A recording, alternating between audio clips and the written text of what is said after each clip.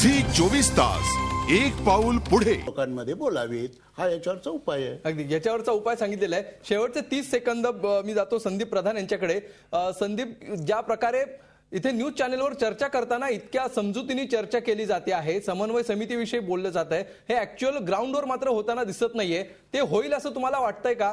आणि त्याला अजून किती काळ लागेल की हा कलगीतुरा चिखलफेक इथून पुढेही सुरूच राहील असं तुम्हाला वाटतं? नाही, याचं कारण असं आहे की तुझ्या स्टुडिओमध्ये आलेले जे कोणी प्रवक्ते आहेत ते खूप समजूतदार, सुजाण, चांगले आहेत आणि त्या मानाने तेवढे चांगले मला वाटतं त्यांना पाठवणारे नेते नाही आहेत, असं हे त्याचं कारण असू शकतं.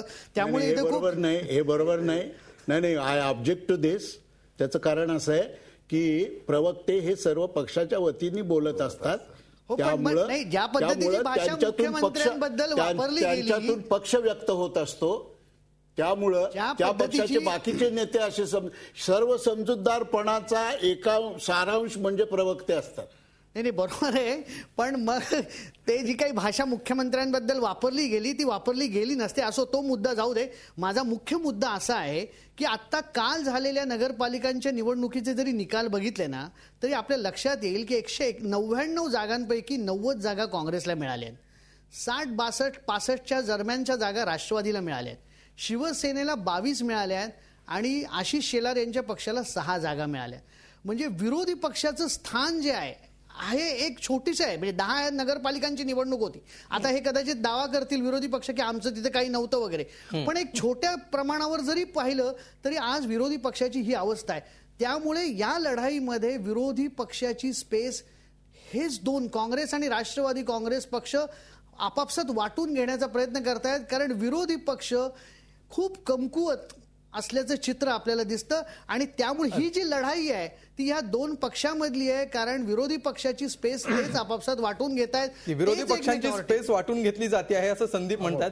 आपली वेळ संपलेली आहे. याच्यामागची कारणं काय आहेत त्याची आपण आता खुलासा करण्याचा प्रयत्न केला. समन्वय समिती स्थापन करायला जर ती स्थापन केलेली आहे तर त्याचा उपयोग करायला काय हरकत आहे? रस्त्यावर आणि चव्हाट्यावर असे वाद यावेत का?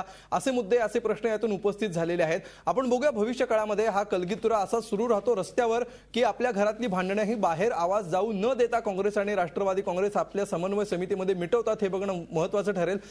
या कार्यक्रमाच्या सुरुवातीला जो रोखठोक प्रश्न विचारलेला होता तो आपण बघूया. आजचा प्रश्न होता, आघाडीतील चिखलफेकीचा राज्यकारभारावर दुष्परिणाम होतोय का?